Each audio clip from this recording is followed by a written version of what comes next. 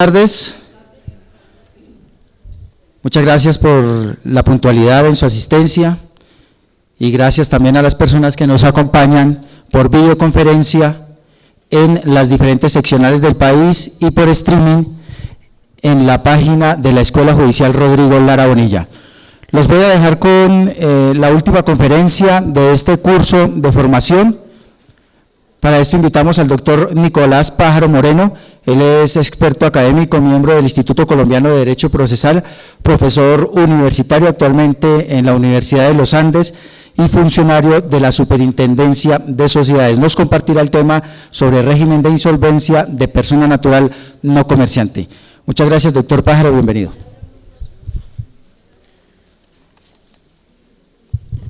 Muchas gracias a todos. Antes que nada quiero agradecer a la Escuela Judicial por haberme hecho la invitación para estar con ustedes el día de hoy y también envío un saludo a quienes están observando la conferencia por vía streaming. Yo sé que un viernes a esta hora no es una hora muy agradable, un día muy agradable, una hora muy animada para escuchar hablar sobre el régimen de insolvencia de la persona natural no comerciante. Sin embargo, pues trataré de hacer un esfuerzo para suscitarles interés en una materia que en realidad es bien importante y que vamos a ver cómo en la medida en que se implemente correctamente, y ustedes en buena medida van a ser los encargados de esa implementación, esta herramienta va a ser una cuestión sumamente útil y sumamente innovadora para efectos de atacar algunas cuestiones que van un poco más allá de lo estrictamente jurídico y llegan a asuntos mucho más económicos, mucho más macro. Lo primero que me gustaría tratar de responder el día de hoy en esta charla es el por qué. ¿Por qué un régimen de insolvencia de la persona natural no comerciante? ¿Y por qué en el Código General del Proceso? Nosotros sabemos que desde el mes de octubre del año 2012 está en vigencia un capítulo del régimen de insolvencia de la persona natural no comerciante y que desde diciembre de ese mismo año entró en vigencia la reglamentación de dicho título. Y a partir de ese momento pues ha habido algún movimiento. No sé dentro de los que están aquí presentes en el auditorio cuántos hayan tenido que ver con asuntos relacionados con insolvencia de persona natural no comerciante. Aquí particularmente en el centro del país han sido relativamente pocos. No sé si nos acompaña alguien de Cali o algo así. En Cali, por ejemplo, el movimiento ha sido mucho mayor y así como ha habido mayor movimiento, también ha habido mayores abusos de la figura y en esta medida los jueces y los magistrados que lleguen a conocer sobre los asuntos relacionados con la insolvencia de la persona natural no comerciante tienen que estar sumamente bien preparados y tienen que ser plenamente conscientes acerca de cuál es la finalidad del objeto de esta figura para evitar que se abuse de ella. Fundamentalmente, la idea inicial con la que quiero arrancar esta conferencia es con esta imagen. Nosotros dentro de nuestro ordenamiento y nosotros dentro de nuestro código, nuestros estatutos procesales, tenemos una gran cantidad de herramientas y bien utilizadas esas herramientas pueden ser muy útiles. Pero no todas las herramientas son útiles para todos los aspectos o para todos los problemas. Existen herramientas que pueden terminar siendo absolutamente inútiles si aplicadas en contextos equivocados. Y el contexto al cual nos vamos a referir para poder comprender el tema de la insolvencia de la persona natural no comerciante es la crisis del deudor.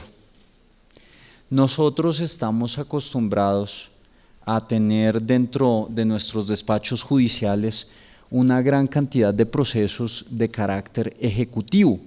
La mayor parte de de las controversias que se suscitan en los despachos judiciales de la jurisdicción civil familia, de la especialidad jurisdiccional civil familia, aquí en Colombia, son procesos de una naturaleza ejecutiva, salvo en materia de familia, que los declarativos tienden a tener un porcentaje mayor. En los de especialidad civil, los ejecutivos llegan a ser entre el 70 y el 80% de los procesos que se encuentran activos. Y el ejecutivo, a pesar de que es una herramienta útil para la defensa del derecho de crédito, es una herramienta que puede resultar bastante desproporcionada cuando nosotros nos enfrentamos a una situación de crisis. Y les voy a explicar más o menos por qué. Este es el escenario en el que tradicionalmente nosotros nos movemos, la relación obligatoria, y todos sabemos que las obligaciones, que son la base de nuestro derecho civil por lo menos, consisten en relaciones jurídicas. Una obligación es una relación jurídica entre un acreedor y un deudor alrededor de una prestación, que puede ser de dar, hacer o no hacer. En caso de que el deudor incumpla, el acreedor tiene un derecho, el derecho fundamental de hacer efectivo su crédito. No estoy hablando de un derecho fundamental en el sentido de derechos constitucionales fundamentales, sino un derecho básico de la relación obligatoria. El derecho a ejecutar, el derecho de ejecución individual de su crédito. Y el deudor, por su parte, está obligado a cumplir con la prestación a la cual se comprometió. Sin embargo, pues en la vida real esto es una esquematización, una simplificación demasiado básica. La verdad es que ninguna de nuestras relaciones es así. Usualmente todos nosotros nos encontramos en un entramado mucho más complejo, en el que nosotros no solamente tenemos un acreedor, sino tenemos muchos acreedores. Pensemos en la situación de cada uno de nosotros, y cada uno de nosotros va a tener por lo menos una gran cantidad de acreedores, entre la administración, la pensión del colegio, la hipoteca de la casa, entre las matrículas de las universidades, quienes tienen hijos ya mayores, los servicios públicos, el internet, que ya creo que hace parte de la canasta familiar, todavía se habla de la canasta familiar. Y todas esas situaciones llevan a que nosotros no nos encontremos nunca frente a frente con un único acreedor, sino que siempre estemos pendientes de satisfacer una gran cantidad de obligaciones a favor de una gran cantidad de acreedores. Al mismo tiempo, el entramado se nos vuelve mucho más complejo, porque cada uno de esos acreedores es a su turno deudor de otros acreedores, y esto es normal en una economía como la nuestra. Incluso nosotros somos acreedores, nosotros como deudores del sistema financiero, deudores de los servicios públicos, deudores de la universidad, deudores del colegio, deudores de la administración, también somos acreedores. Somos acreedores del sistema financiero, por ejemplo, cuando nosotros tenemos cuentas bancarias, en el cual nosotros tenemos un derecho de crédito, de reclamar nuestros depósitos a la orden, de acuerdo con las reglas que están establecidas en el Código de Comercio. Somos acreedores de nuestros empleadores por nuestros salarios, y así sucesivamente. Entonces, en realidad, incluso nosotros mismos somos un ejemplo de qué tan complejo termina siendo el sistema, y el entramado se vuelve muchísimo más complejo. ¿Qué puede suceder cuando el entramado es muy complejo y tenemos una herramienta básica como el ejecutivo? Que la lógica del ejecutivo es una lógica muy básica. Nosotros tenemos el patrimonio del deudor, 2488 del Código Civil, en el cual dice que el patrimonio del deudor es el que responde por sus obligaciones. Y el proceso ejecutivo es la herramienta típica, la herramienta básica para hacer efectivo ese derecho. Y en el proceso ejecutivo lo que se busca es realizar esos bienes que conforman el patrimonio del deudor y pagar con ello las obligaciones que se están reclamando. Es bastante frecuente que cuando un deudor se encuentra en crisis, lo que se logre recuperar del proceso ejecutivo no sea suficiente para pagar todas las obligaciones. El proceso ejecutivo no termina, todos lo sabemos, con la sentencia que ordena seguir adelante con la ejecución, ni con el auto, mucho menos con el auto que ordena seguir adelante con la ejecución, sino que termina con el pago. Y el pago es el cumplimiento exacto de la prestación debida. Si el proceso ejecutivo no termina sino con el pago, mientras no haya pago, vamos a seguir teniendo proceso ejecutivo. Si no había bienes suficientes para pagar la obligación ahora, menos va a haber bienes suficientes más adelante. Y sin embargo, el crédito va a seguir creciendo porque vamos a seguir generando intereses sobre la obligación reclamada. Y sin embargo, los gastos judiciales y los gastos de vigilancia y los gastos de litigios van a seguir causando, porque los abogados van a tener que seguir vigilando los procesos, porque se va a tener que seguir pagando honorarios de abogado, y así sucesivamente. Todo ello termina congestionando la administración de justicia y encareciendo el proceso. Si nosotros queremos ver cómo es la situación en Colombia, podemos remitirnos a unas estadísticas que, a pesar de lo criticadas que son por algunos, nos sirven para tener un abreboca sobre cómo es la situación. Aquí en Colombia, según el informe Doing Business del Banco Mundial, de las sumas que se logran recuperar en un proceso ejecutivo, cerca del 49, casi el 50%, se van a costas procesales, honorarios de auxiliares de la justicia y gastos de representación judicial. Son gastos demasiado altos y nunca los bienes van a terminar siendo suficientes para recuperar el crédito.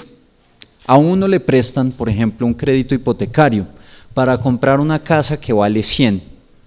El crédito hipotecario nunca va a financiar los 100, va a financiar un 70%, va a financiar 70 de esos 100.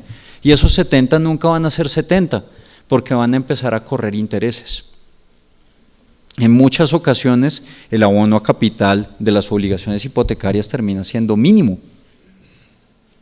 Más allá de que se hayan hecho los ajustes al UPAC a finales de los años 90 y principios del 2000, y más allá de que existan algunos correctivos, siempre va a haber una tasa de interés bastante alta. Y si uno se cuelga con el pago de las obligaciones, esas tasas de intereses se vuelven de mora, y esas tasas de interés de mora terminan siendo mucho más altas. Entonces el crédito va a terminar subiendo. Y además, el bien ni siquiera nos va a valer 100 dentro del proceso ejecutivo, porque como todos sabemos, existe un precio base de postura que antes incluso llegaba hasta el 40, ahora llega hasta el 70 desde el año 2003 solamente.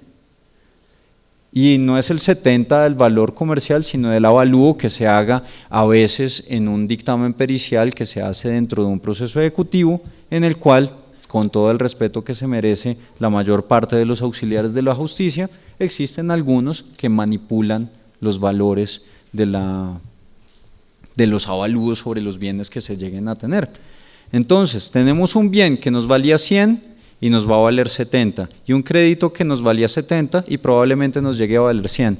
Va a quedar un sobrecosto, más los gastos del proceso, más todo lo que nos implica llevar adelante el proceso, los expedientes durmiendo en los anaqueles de los juzgados, porque los acreedores no terminan los procesos a pesar de que saben que no se puede recuperar los activos. Existe un acuerdo del Consejo Superior de la Judicatura del año 2013, de mediados de 2013, que permite que el desistimiento unilateral del acreedor que tiene a su favor sentencia o auto que ordena seguir adelante con la ejecución tenga unas agencias en derecho mínimas como para tratar de incentivar los desistimientos unilaterales cuando no hay bienes. A pesar de eso, los acreedores siguen manteniendo vivos los procesos que duermen en los anaqueles de los juzgados. Se dijo, resolvamos esto con el 317, con el desistimiento tácito. A alguien se le ocurrió que tenían que ser 2 años de inactividad después de la sentencia o del auto que se ordena seguir adelante con la ejecución. y que cualquier actuación de parte o de oficio termina moviendo el proceso. Entonces, un memorial que dice impulso procesal ya se considera suficiente para enervar esa causal de desistimiento tácito. Entonces, en realidad el proceso ejecutivo termina promoviendo que los ejecutivos sigan, que tengamos que seguir patinando los procesos, que tengamos que seguir congestionando la administración de justicia. Todo esto son escenarios que todos estamos acostumbrados a ver, y hay una cuestión que es todavía más grave, porque todo lo que les he hablado hasta el momento pues, nos toca con nuestro día a día, pero quien está sujeto al proceso ejecutivo en realidad está en la picota pública, está siendo condenado por la sociedad. Porque una persona con un proceso ejecutivo a cargo, un proceso ejecutivo eterno, un Highlander dentro de los procesos ejecutivos, el inmortal, muchas gracias, ese deudor va a estar reportado en las bases de datos de deudores morosos. Muchas gracias. Muchas gracias. Y al estar reportado en las bases de datos, ¿quién le va a dar crédito? ¿Quién lo podrá ayudar? El chapulín colorado no existe. Entonces, ¿qué va a terminar haciendo ese sujeto? Claro, el acreedor está esperanzado en que todos los bienes, raíces, inmuebles, presentes y futuros, dice el 2488, responden por las obligaciones. Entonces esperemos a que haya algo nuevo que entre en el patrimonio del deudor para poder pagarme, y con base en eso no termino el proceso ejecutivo, y al no terminar el proceso ejecutivo, el deudor ¿qué incentivo tiene para adquirir más bienes? Ningún incentivo. ¿Quién le va a dar crédito? Nadie. ¿Cómo se va a salvar el deudor? No, aquí creo que todos sabemos cuál es la respuesta. Si me llega cualquier bien, lo pongo a nombre de mi primo, de mi abuela, de mi papá, de un tío abuelo que tengo por ahí, y de mi mejor amigo, de la suegra. Uno nunca sabe. Los penalistas llamarían a eso acción a propio riesgo. Es decir, el sistema promueve fraudes, promueve simulaciones y promueve testaferratos. El proceso ejecutivo es una herramienta que no está pensada para la crisis, está pensada desde la dinámica del acreedor y del deudor, no está pensada para la crisis.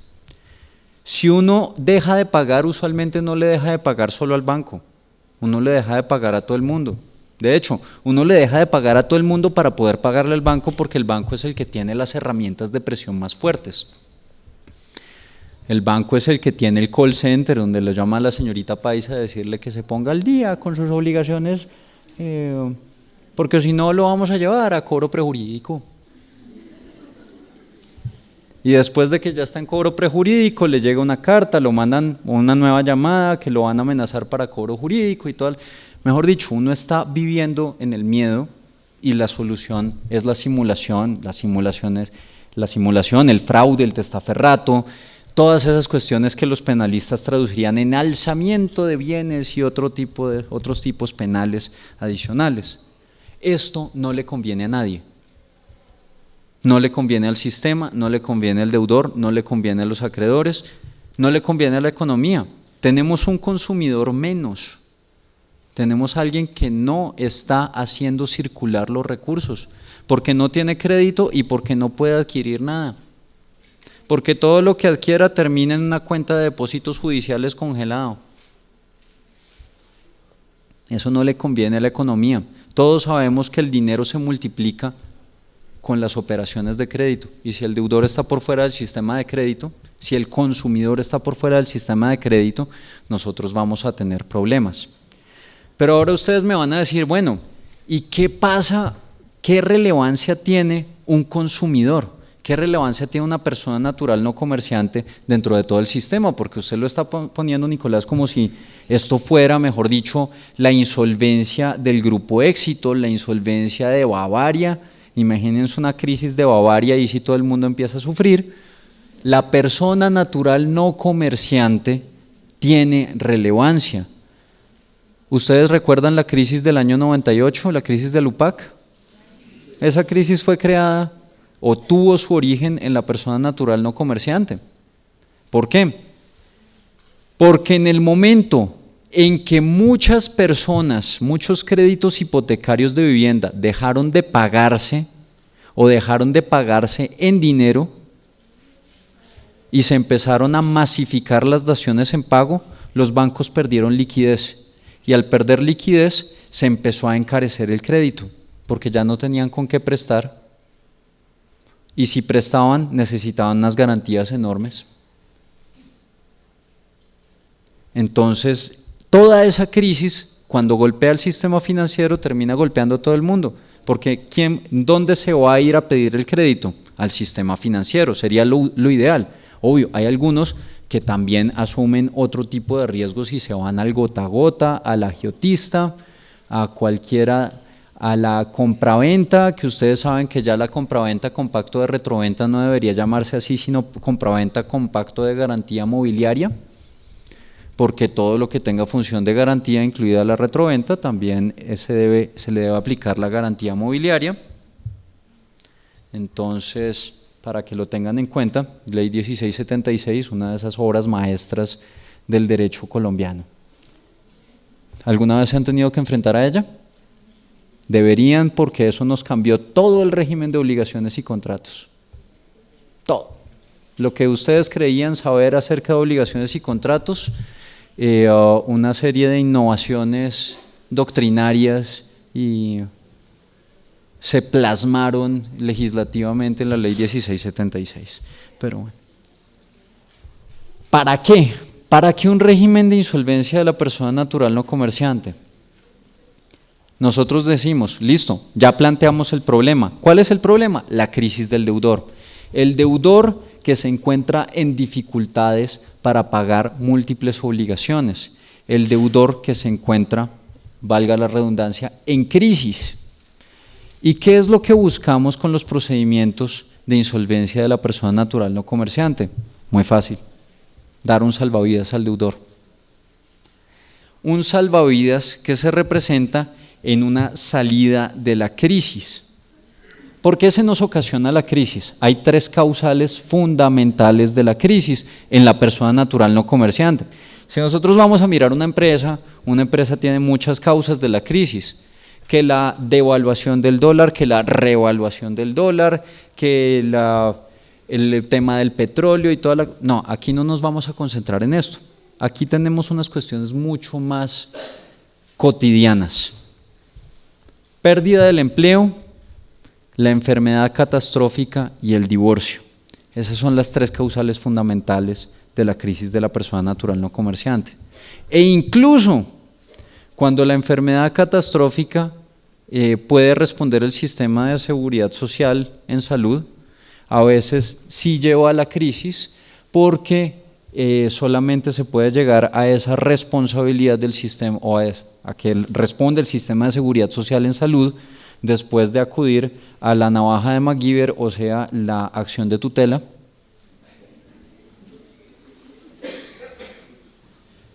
Y una acción de tutela muchas veces muy mal utilizada, porque como la Corte Constitucional dijo en algún momento que se podía repetir contra el FOSIGA, es decir, contra la plata de los pensionados, para las enfermedades, para los tratamientos y medicamentos no POS. Entonces, las entidades promotoras de salud directamente en algunos casos solicitan a quienes van a presentar una solicitud por ese lado, dicen, listo, yo le doy eso, pero usted tiene que conseguirse antes una sentencia de tutela que así me lo ordene, y en la sentencia de tutela no se le olvide poner que autorice a la entidad prestadora de salud a repetir contra el FOSIGA. Me reservo mis comentarios al respecto, solamente les digo que el que presenta la acción de tutela carece de legitimación en la causa para hacer solicitudes para la entidad promotora de salud, pero más allá de eso, no, digámoslo, es una vagabundería. ¿Qué es lo que se busca con el régimen de insolvencia? Una de dos, dependiendo de qué tan dura es la crisis. Si la crisis es una crisis suave o una crisis mediana, nosotros podemos salvar al deudor. ¿Y cómo salvamos? Lo sacamos a flote, claramente. De hecho, los procedimientos de recuperación se llaman esta primera categoría. Hay algún sector de la doctrina, por ejemplo los argentinos, los llaman procesos de reflotamiento. Es una cuestión bastante gráfica. Estamos tratando de sacar a flote al deudor. Y esos procedimientos son fundamentalmente estos dos: la negociación de acuerdo de pagos y la convalidación de acuerdo privado para la persona natural no comerciante. ¿Y en qué consiste? ¿En qué consisten estos procedimientos? Fundamentalmente lo que se buscan para sacar a flote a la persona es que el deudor se siente con sus acreedores y logre sacar un acuerdo de pagos, un acuerdo de refinanciación de las obligaciones, un acuerdo en el que se mire a ver qué fue lo que pasó, por qué está incumpliendo y se trate de salvar al deudor. ¿Qué puede suceder? No, es que yo estoy en crisis porque perdí el empleo, pero ya logré conseguir un empleo, conseguí un empleo después de 5 o 6 meses. Ah, bueno, listo. Entonces lo que tengo es el rezago de lo que dejé de pagar en esos últimos meses. Ah, bueno, entonces si usted lo que tiene es un rezago, probablemente lo que usted necesite sea un plazo extra. Refinanciemos, miremos a ver cómo pagamos esas obligaciones en las cuales usted está atrasado.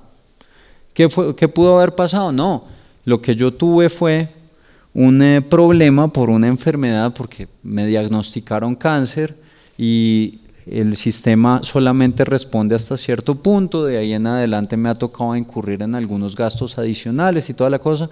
Ah, bueno, miremos cuál será la mejor herramienta.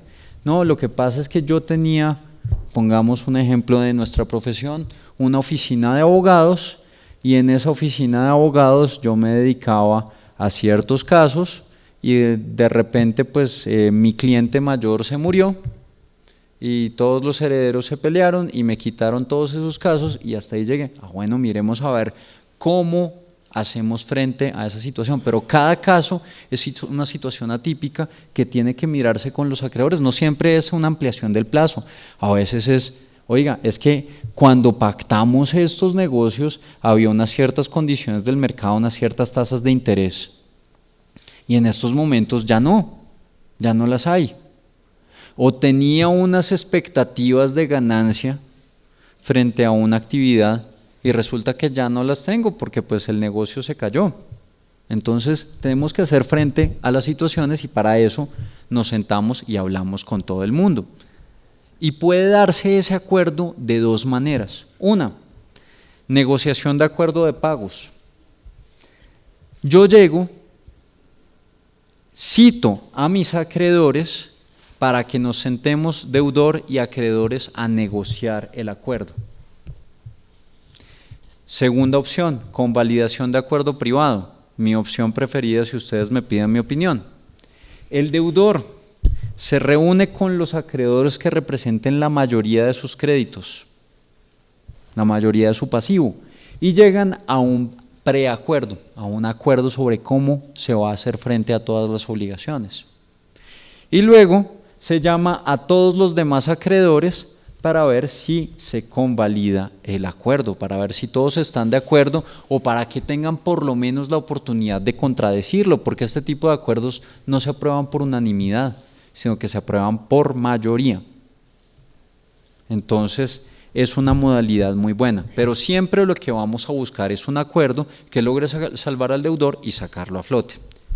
Segunda opción, la crisis es demasiado grave.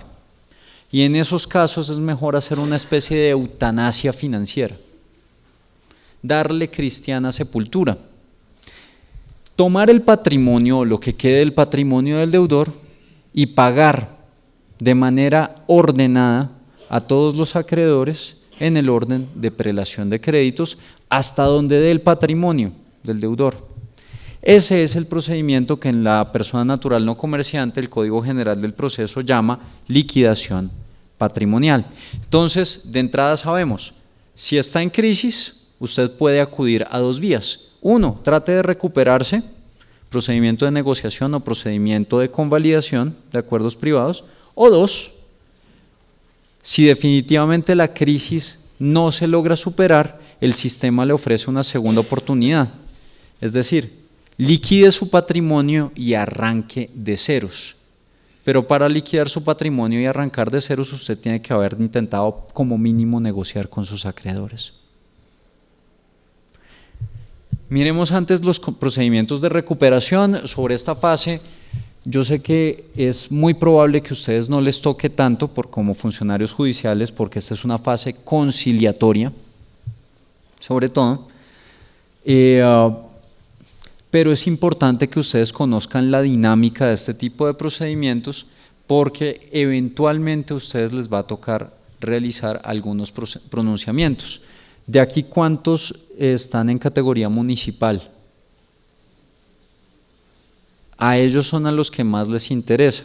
A los de categoría circuito y categoría tribunal, eventualmente les tocará conocer sobre algunas de esas actuaciones por vía, nuevamente, de nuestra querida navaja de MacGyver, porque la competencia jurisdiccional de estos temas, la navaja de MacGyver, nuevamente la acción de tutela, porque la competencia jurisdiccional es de única instancia por el juez civil municipal, o pues con juez promiscuo municipal donde no haya juzgado especializado.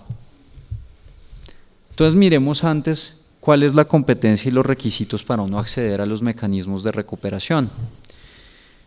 En primer lugar, nosotros vamos a tener, aquí me hizo falta una parte del esquema, los centros de conciliación, y en segundo lugar vamos a tener las notarías.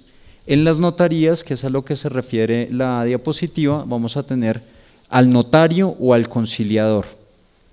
En algunas ocasiones el conciliador puede ser el notario, en otras ocasiones no. En otras ocasiones el conciliador puede ser de una lista que tiene el notario dentro de su notaría para atender este tipo de procedimientos. La Superintendencia de Notaría y Registro, por supuesto, realiza la inspección, vigilancia y control de las notarías. Una cosa bien importante que ustedes deben tener en cuenta, aquí me hizo falta una diapositiva que se refiere a los centros de conciliación, pero siempre que haya un centro de conciliación dedicado a los temas de insolvencia, siempre ese centro de conciliación debe contar con una autorización previa por parte del Ministerio de Justicia y del Derecho. Si ustedes miran, creo que es el artículo 532 del Código General del Proceso, va a decir las notarías y los centros de conciliación previamente, que cuenten con autorización previa del Ministerio de Justicia y del Derecho. ¿Por qué se hace eso? Porque no cualquier centro de conciliación puede hacer eso. Si nosotros estamos pensando solamente en materia de logística, ¿qué se necesita para atender una audiencia con los acreedores? Es una audiencia compleja, no es una audiencia en que se va a sentar a dos partes, se va a sentar por lo menos a unas 10 partes, a unas 10 personas. Entonces necesitamos unos requisitos de infraestructura. Pero aparte de eso, necesitamos unos requisitos adicionales en cuanto a la formación y en cuanto a la gestión de los centros de conciliación, porque esto no es un trámite conciliatorio. Aquí lo que vamos a trabajar es algo mucho más complejo. Entonces, es importantísimo este tipo de cuestiones.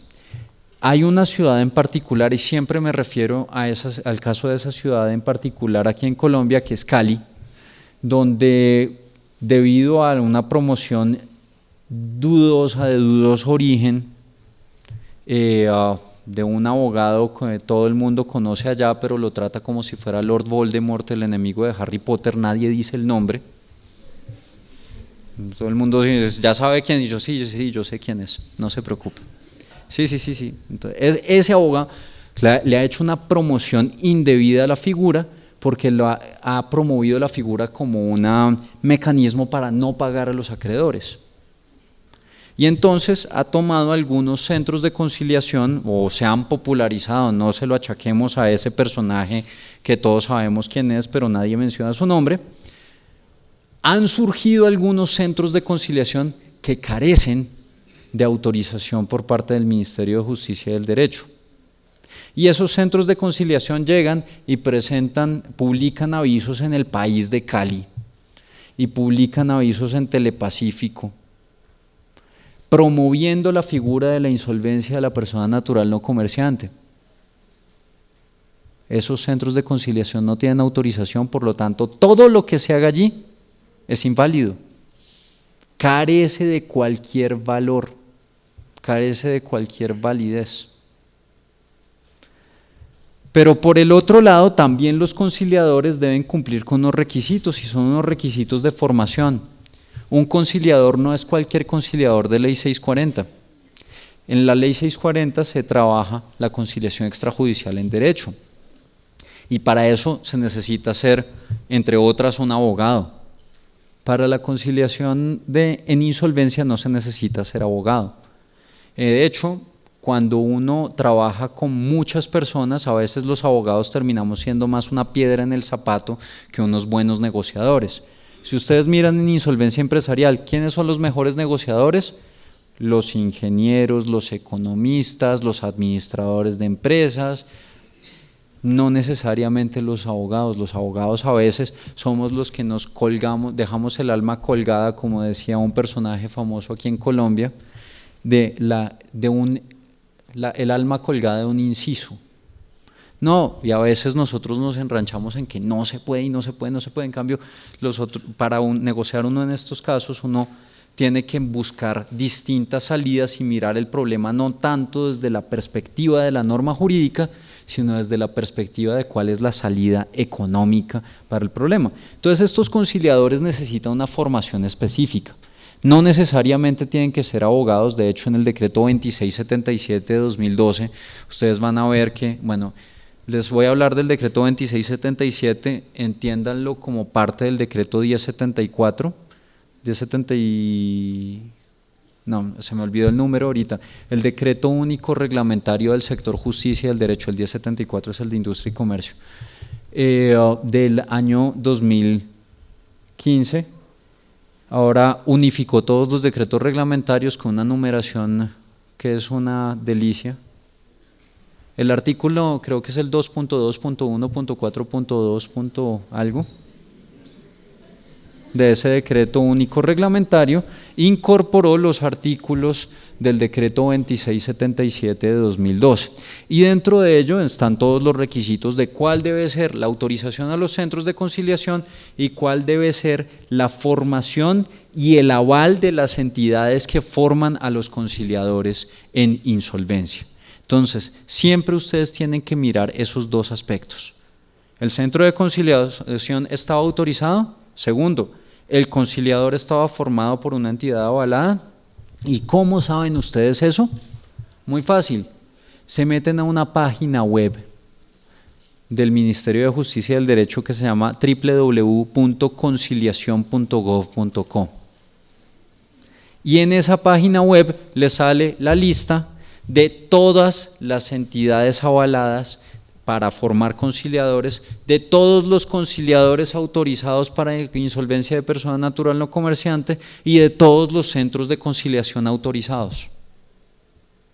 Si no está allí, como si no estuvieran las páginas amarillas, no existen. No, ese es un comentario un poco antiguo, creo que ahorita ya uno debería decir como en Google o algo así. No, en la página web del Sistema de Información de la Conciliación, el Arbitraje y la Amigable Composición, que es conciliacion.gov.co. ¿Qué necesito yo para entrar en uno de estos regímenes de insolvencia de la persona natural no comerciante? Necesito, ya habíamos dicho, entrar en crisis. ¿Y cómo demuestro yo que estoy en crisis? Entonces, creo que hoy fue día de pago de quincena, entonces hoy mucha gente salió de la crisis, según el dicho popular. No nos referimos a esa crisis, nos referimos a una crisis mucho más estructural y la llamamos, de acuerdo con uno de sus síntomas, la cesación de pagos. ¿Qué quiere decir la cesación de pagos? Fundamentalmente, que uno haya incumplido 2 o más obligaciones a favor de 2 o más acreedores por más de 90 días. ¿Por qué 2 o más obligaciones? Porque si es una sola obligación, para eso está el proceso ejecutivo. O para eso está la conciliación de la ley 640, o para eso están los demás mecanismos ordinarios que nosotros tenemos, la transacción, la amigable composición, etcétera, etcétera. A favor de 2 o más acreedores, porque si es a favor de un mismo acreedor, nosotros sabemos que pues todo se puede acumular en las mismas pretensiones dentro de la misma demanda, y si no están la acumulación de procesos o la acumulación de demandas dentro de los procesos ejecutivos del 463 y 464 del Código General del Proceso. ¿Y por qué por más de 90 días? Porque creo que todos hemos incumplido 2 o más obligaciones por más de un día. ¿A quién le ha pasado, a quién no le ha pasado que se ha ido de vacaciones, se le olvidó en algún momento la fecha en que se le vencían 2 recibos y hasta ahí llegaron los 2 recibos? Uno le cortan el servicio de celular por exceso de pago al día siguiente del corte de la factura y así sucesivamente. No, tiene que ser una cuestión estructural, y esto no es un término arbitrario. De hecho, si ustedes miran en economía, hay una distinción entre la persona que se considera que está entre empleos y la persona que está desempleada. Uno solo está desempleado cuando uno lleva sin empleo más de 90 días. De resto, uno se considera que está en un tránsito de un empleo a otro empleo. Esto obviamente también se puede dar en 2 o más procesos ejecutivos, porque pues si ya hay proceso ejecutivo quiere decir que ya uno incumplió. Es más, el proceso ejecutivo es un estadio mucho más avanzado, porque quiere decir que la señorita Paisa ya lo llamó varias veces, que pasó del prejurídico al jurídico, etcétera, etcétera. Pero además no puede ser por cualquier monto, tiene que ser un monto representativo, y es el 50% de los pasivos del deudor. Solamente en la medida en que las obligaciones que hayamos incumplido representen más del 50% del total de nuestras obligaciones, en ese caso sí estamos en una situación de cesación de pagos, y al estar en una situación de cesación de pagos tenemos el derecho a solicitar que nos abran un trámite de insolvencia de persona natural no comerciante. Ahora, cuando uno va a presentar una solicitud de negociación de deudas, uno está echándole el cuento al conciliador. Uno está echándole el cuento al conciliador y a los acreedores que van a ser convocados. Y uno fundamentalmente lo que le dice es todo lo que necesita saber acerca de mi crisis. ¿Por qué estoy en crisis? No es lo mismo que yo esté en crisis porque me quedé sin empleo durante 3 meses, a que yo esté en crisis porque estoy enfermo de cáncer, a que yo estoy en crisis porque sufrí un accidente, a que yo estoy en crisis porque me divorcié y me condenaron a pagar alimentos congruos por ser el cónyuge culpable. Son situaciones muy distintas. Entonces, a cada una de esas situaciones se les responde de una manera distinta, y por eso es importantísimo que pongan lo que es la memoria de la crisis. ¿A quién le debo y cuánto? ¿Eso qué quiere decir? Una relación de acreedores. Y en la relación de acreedores nosotros tenemos que poner ¿quiénes son nuestros acreedores? ¿Cuánto le estamos debiendo por capital? ¿Cuánto les estamos debiendo por intereses? Y aparte de eso, importantísimo, ¿cómo los calificamos y graduamos? ¿Qué quiere decir calificación y graduación de créditos?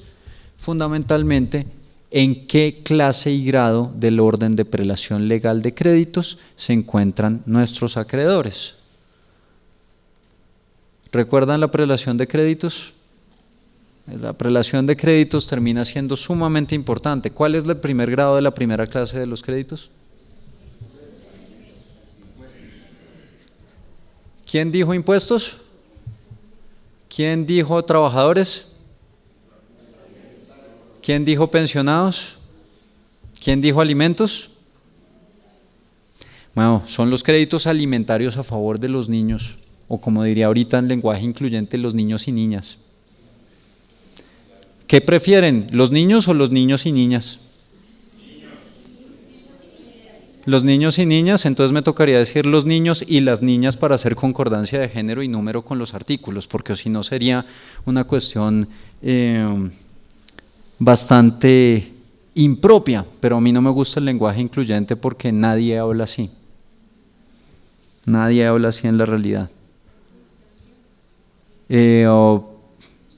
Uno nunca dice que los jueces y magistrados que están aquí presentes, los jueces y las juezas, los magistrados y las magistradas que están aquí presentes, están contentos y contentas de estar escuchando al conferencista el día de hoy. No, uno no habla así, uno habla de los jueces y magistrados.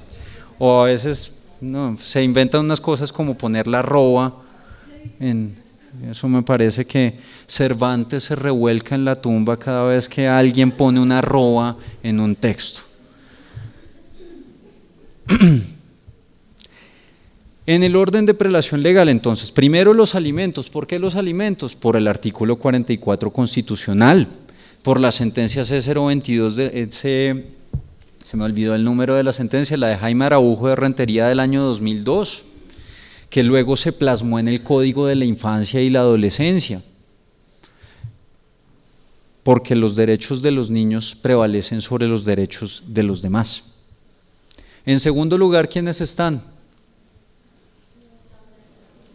Antes de los laborales están los pensionados, porque los laborales por lo menos están en el mercado laboral, los pensionados ni siquiera. Ambos tienen en riesgo el mínimo vital, pero los pensionados lo tienen mucho más patente. Y ahí nosotros tenemos la sentencia de la flota mercante gran colombiana y otras sentencias del año 99 y siguientes de la Corte Constitucional. En tercer lugar sí están los laborales, y dentro de los laborales, ¿qué se cuenta? También la seguridad social. ¿Por qué? Entre otras, porque ahí hay bloque de constitucionalidad, convenio 95 de la OIT, además de las normas de la ley 50 del 90 y del Código Sustantivo del Trabajo. Y luego, ¿qué viene? Los fiscales. A mí me quedan mis dudas sobre los fiscales. Los impuestos me parece a mí que ya no están en la primera clase, gracias a la ley de garantías mobiliarias. Me parece que están en la quinta clase. El artículo 56 de la Ley de Garantías Mobiliarias, de la Ley 1676, dice que las obligaciones fiscales se protegerán como créditos garantizados, o como diría la ley, créditos garantizados con garantías mobiliarias. No, esa ley está mal redactada. En ocasiones dice acreedores garantizados con garantías mobiliarias, o acreedores o garantes de créditos garantizados con garantías mobiliarias. Es como la redundancia al cuadrado. Y dice, los créditos fiscales podrán protegerse como créditos con garantías mobiliarias, siempre y cuando se registren. ¿Qué quiere decir? Que se vuelven créditos de segunda, o sea, pasan de ser de primera a ser créditos de segunda. No tiene ninguna lógica eso. Si la ley dijo que pueden volverse créditos garantizados, es porque no lo son, porque no tienen una garantía ni especial ni general. Si no, no se admitiría la garantía especial de la garantía mobiliaria. Y si me dicen que es que las garantías mobiliarias están por fuera de la prelación de créditos, no, porque la prelación de créditos está en el Código Civil, como créditos prendarios están los de segunda clase, y la Ley de Garantías Mobiliarias dice que todo lo que se aprenda se entenderá garantía mobiliaria, es decir, el 2497 del Código Civil se entiende que son los créditos con garantía mobiliaria. Entonces, a mí me quedan dudas sobre los fiscales. Todavía no se ha dicho mucho, todavía faltan desarrollos de la jurisprudencia, pero mi opinión académica es que los créditos fiscales desde febrero del año 2014 son créditos de quinta categoría y no de primera. En la segunda clase, ¿cuáles están? Los prendarios, entiéndase garantías mobiliarias. En la tercera clase, ¿cuáles están? Los hipotecarios. En la cuarta, No. Los quirografarios son los que son de quinta. ¿A usted alguna vez le han peleado y le han dicho que eso es de quinta? Exactamente, como si fuera quirografario. No tiene ninguna clase de garantía de que usted va a salir de esa situación. Entonces, esa es la cuestión. Los de quinta son los que no tienen ninguna garantía ni general ni especial. Los de cuarta son los de los proveedores. Esa fue una reforma del régimen de insolvencia empresarial del año 2006. Y pues hay otro tipo, como los de los recaudadores sobre algunas, y otro tipo de cuestiones bastante decimonónicas que nadie aplica. Eso es como las normas sobre guarda y aposición de sellos. Yo me pregunto, voy a hacer una encuesta acá aprovechándolos ustedes, ¿cuántos han decretado alguna medida cautelar de guarda y aposición de sellos? ¿Y si funciona eso? ¿No es mejor un embargo y secuestro? Porque para mí poner un sello me parece, pero pensé que no me iba a levantar la mano, pero no quedo desilusionado, la excepción que confirma la regla, me parece. Pero bueno, en fin.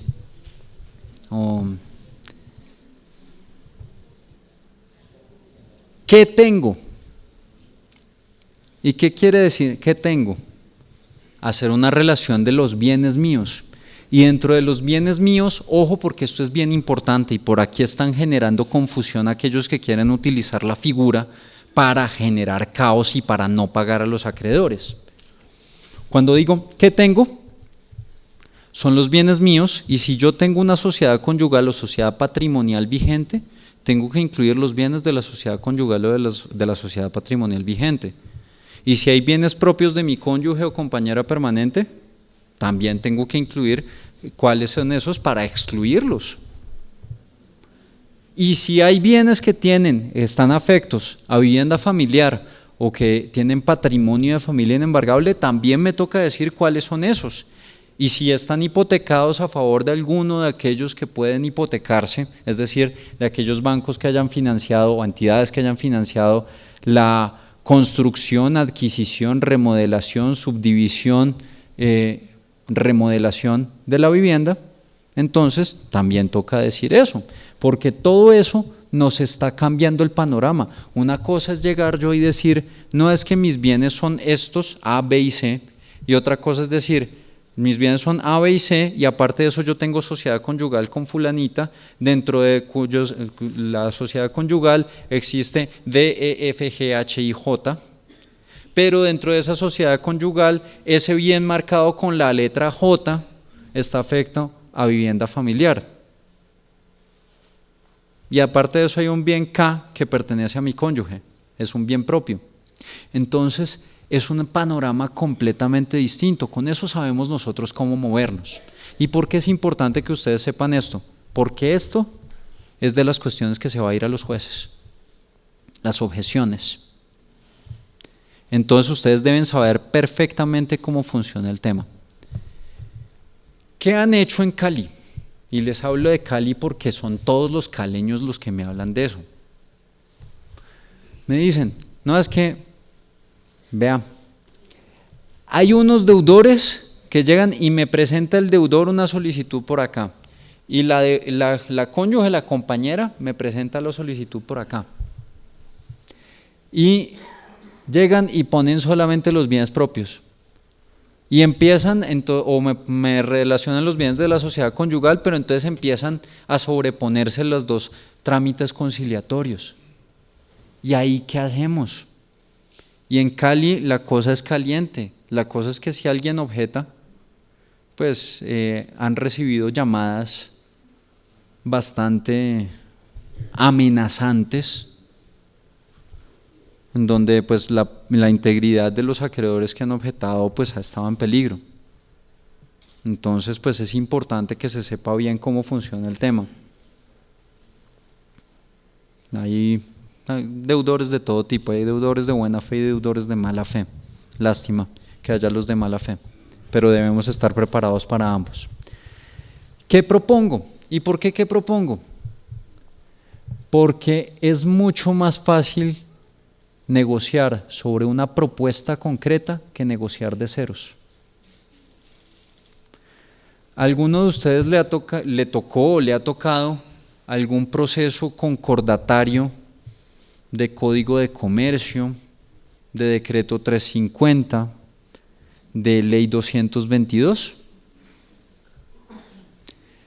En esos trámites, no, de 1116 sí hay una propuesta de negociación, una propuesta de acuerdo en la solicitud, pero sobre todo en los concordatos viejos, el deudor llegaba sin una propuesta, y la propuesta era sentémonos a negociar. Y entonces, ¿cómo vamos a negociar? No, miremos a ver. Eso es casi como los planes que surgen de un acuerdo casual entre personas.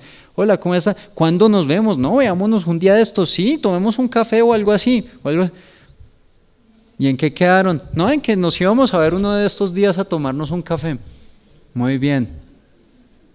Ese es mi ejemplo en clase de obligaciones para decirles que ahí no hay oferta, porque no basta un simple sí para aceptar. Entonces es la misma cuestión. Uno tiene que hacer una propuesta porque es mucho más fácil negociar sobre esto. Si uno dice, ¿por qué no nos vemos el jueves a las 2 de la tarde? O el viernes a las 3:30, a las 4 de la tarde, cuando Nicolás Pájaro deje de echar globos sobre la insolvencia. Entonces ahí hay una cosa concreta. Entonces ustedes pueden decir sí o no.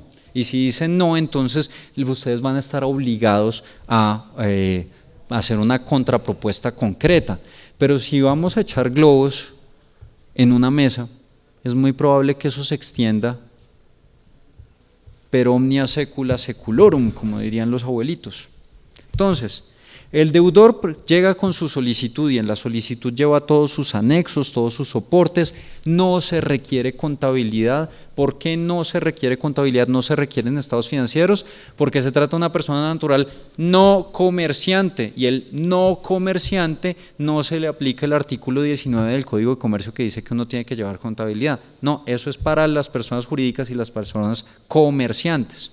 Entonces, la no comerciante no necesita estados financieros. Llega con su solicitud y sus anexos, va a la notaría o al centro de conciliación, presenta su solicitud y en el centro de conciliación o en la notaría se escoge usualmente un conciliador. Ahí donde dice notaría o notario puede ser también un centro de conciliación. Y allí el conciliador tiene que aceptar el cargo. La aceptación es forzosa. Así como nos va a tocar, bueno, a mí no porque soy servidor público, pero a todos los abogados que están por ahí sueltos, les va a tocar aceptar las designaciones como curador ad litem cuando entre a regir el artículo 48 del Código General del Proceso. La aceptación es forzosa. Y una vez llega el conciliador, ojo, esto es un conciliador en insolvencia, no es un conciliador de 640. Miren que estudia la solicitud. Y el conciliador puede inadmitir la solicitud. Eso no lo hace un conciliador de 640, por eso es un conciliador distinto, por eso necesita una formación distinta, por eso necesita estar formado por una entidad avalada. Y ustedes tienen que tener eso en cuenta. La puede inadmitir y si no le subsana los requisitos que le dice, se la rechazan como si fuera una demanda, o puede admitir la solicitud. Y entonces, en esa solicitud de negociación de deudas, ¿qué es lo que va a estudiar? Los requisitos que dice la solicitud de negociación de deudas del Código General del Proceso. Esto no es una demanda. No vamos a verificar, los conciliadores o notarios no van a verificar los requisitos del artículo 82 del Código General del Proceso, 75 del Código de Procedimiento Civil. No se necesita.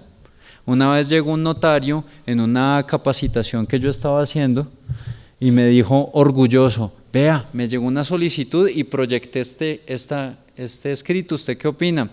Se inadmite la solicitud por incumplir con los siguientes requisitos del artículo 75 del... Usted no es juez, usted es conciliador, usted no está calificando una demanda, está calificando una solicitud.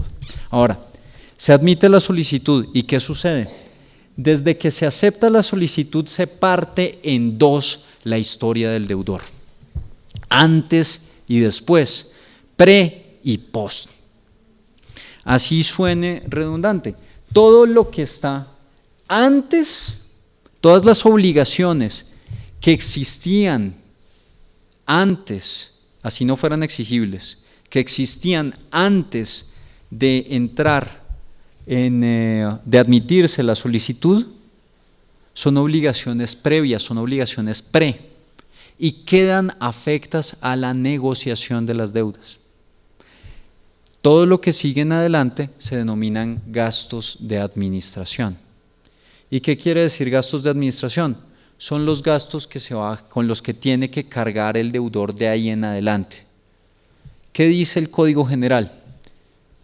Señor deudor, vamos a negociar todo lo que usted tiene de aquí para atrás. Lo vamos a liberar, vamos a suspender eso mientras tanto.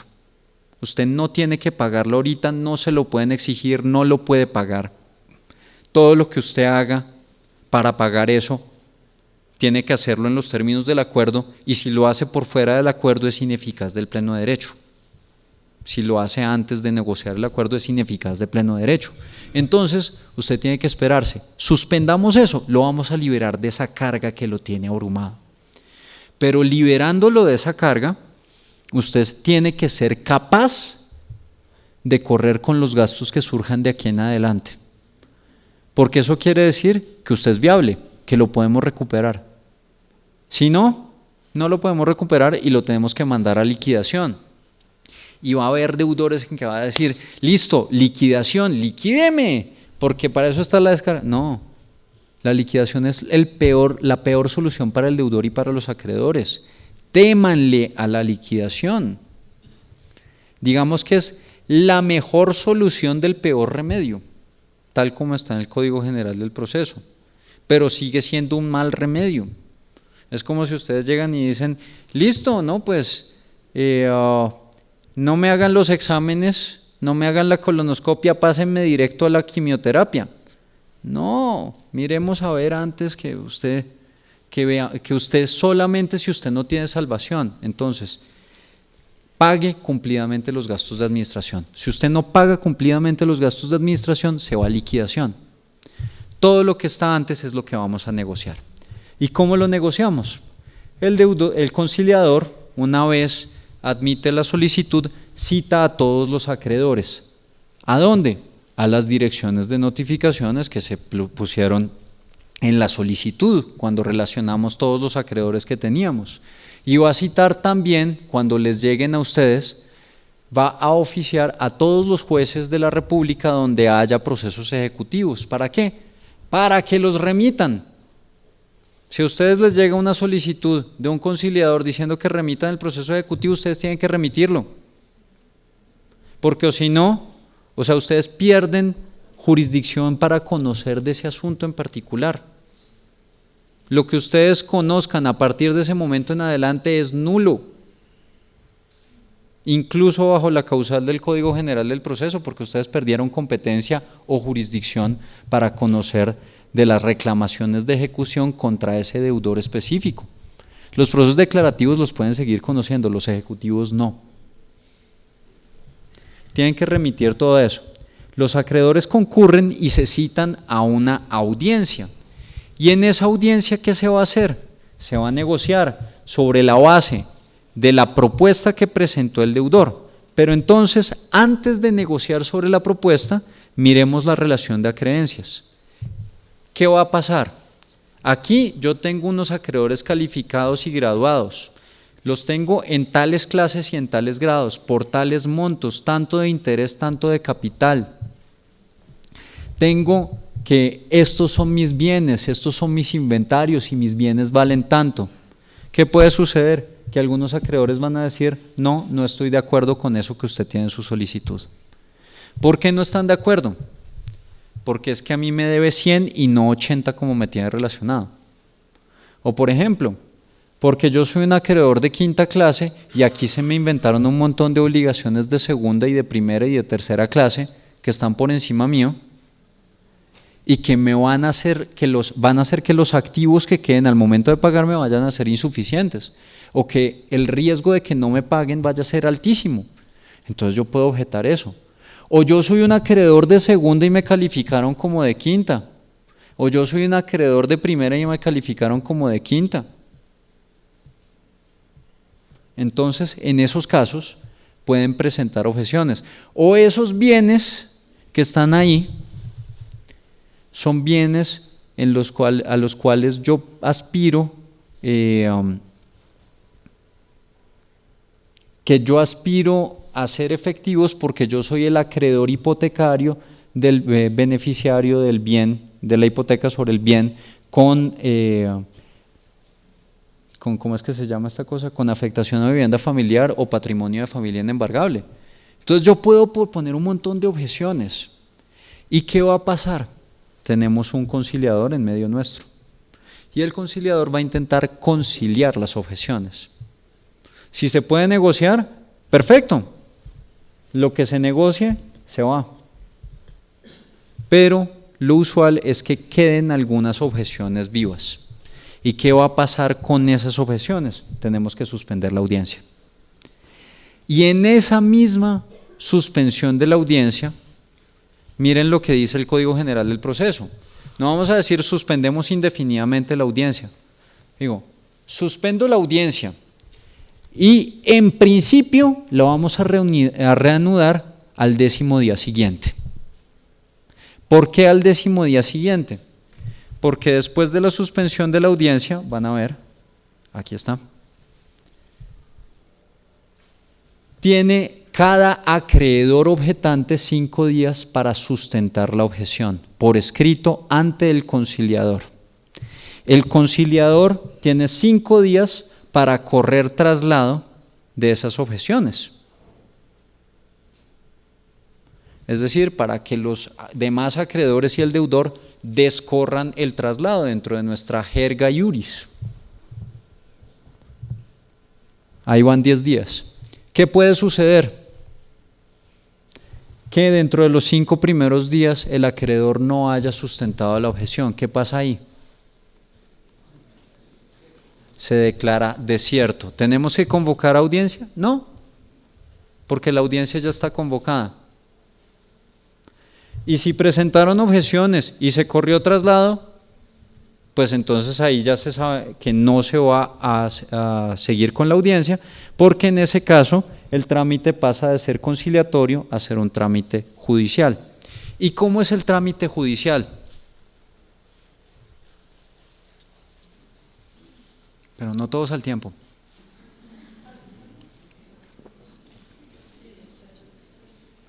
¿No? El trámite judicial se parece mucho a la apelación de autos del Código General del Proceso. Le llega todo el paquete al juez.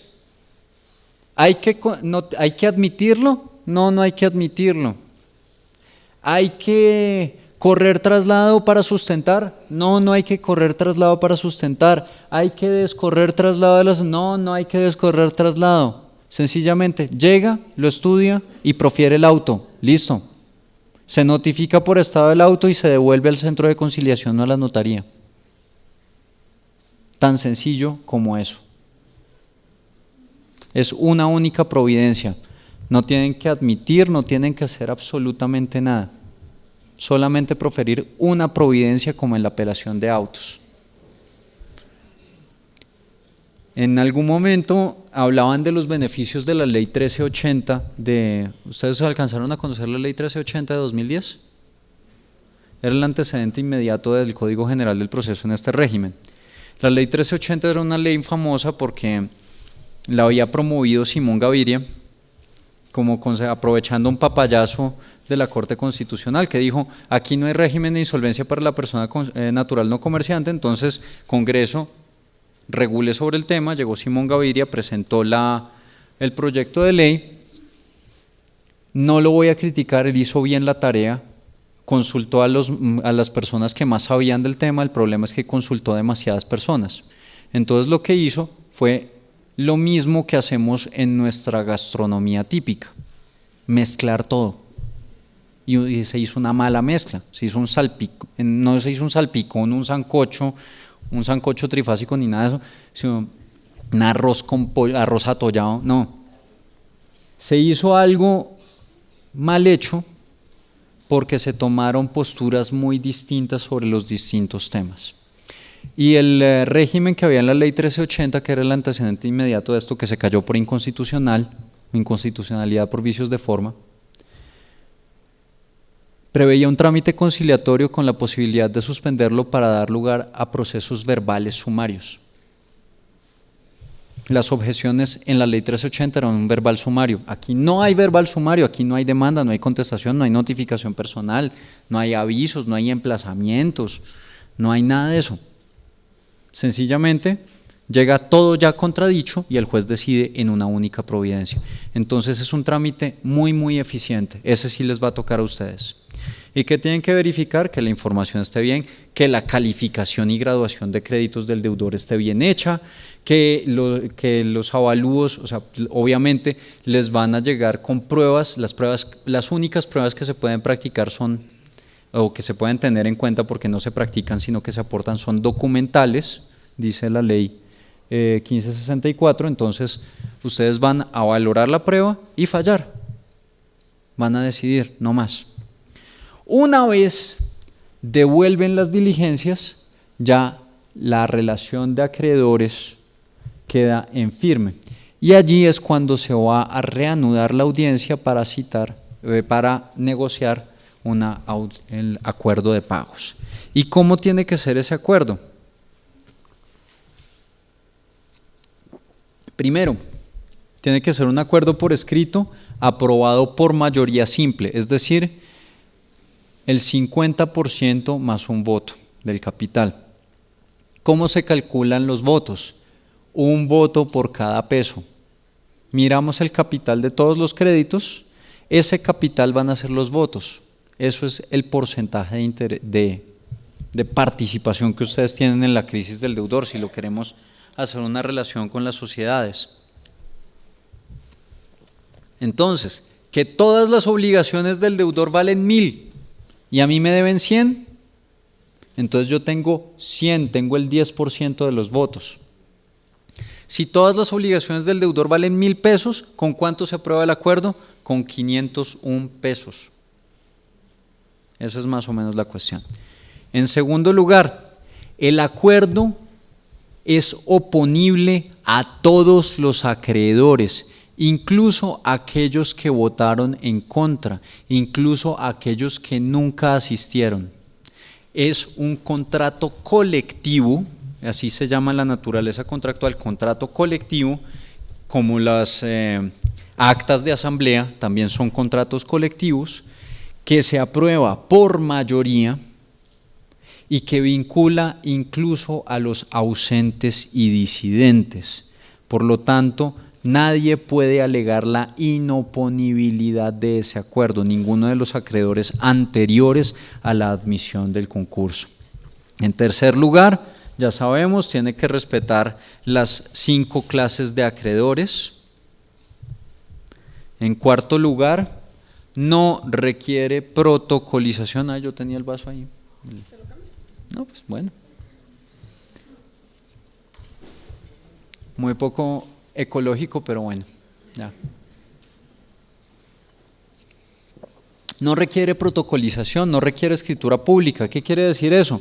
Supongamos que una de las fórmulas de arreglo sea realizar una negociación sobre unos bienes inmuebles que yo tengo. Podemos hacer compraventa sin necesidad de escritura pública. Y en la Oficina de Registro de Instrumentos Públicos deben inscribir el acuerdo de la misma manera en que inscriben las providencias judiciales. No requiere escritura pública. Y por último, tiene un término máximo. El término máximo de cumplimiento del acuerdo son 5 años. 5 años es un término amplio, pero hay mucha gente a mucha gente le parece extraño, ¿no? 5 años para cumplir un contrato, claro. Un acuerdo de insolvencia, un acuerdo de reorganización puede ser a 20, 25 años. Estos acuerdos se les puso un límite de 5 años para la insolvencia de la persona natural no comerciante. Y entonces allí algunos dicen, bueno, ¿y qué pasa si uno entró en crisis y tenía un crédito hipotecario que uno había tomado la hipoteca 20 años y todavía me faltaban 15 años para pagar la hipoteca.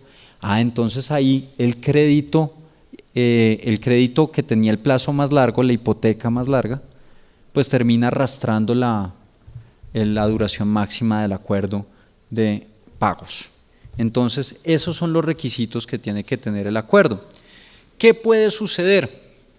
Que una vez se presenta el acuerdo, alguno de los acreedores que está presente, fíjense, solamente está legitimado para esto los acreedores disidentes, no los ausentes. Algún acreedor disidente dice, ese acuerdo yo lo impugno. ¿Y por qué lo puede impugnar? Porque ese es un acuerdo que viola la ley, porque viola la prelación legal de créditos, porque contiene una cláusula nula, porque contiene una cláusula ineficaz de pleno derecho, porque no cualquier desacuerdo, tiene que haber una contradicción con una norma legal, y en ese caso se va a ir ante el juez civil municipal. ¿Y cuál va a ser el trámite? Exactamente el mismo. Se celebra el acuerdo, se vota el acuerdo, llegamos al 50% más uno de los votos o más. Y alguno de los que votó en contra dice, yo impugno el acuerdo, lo tiene que decir ahí mismo en audiencia.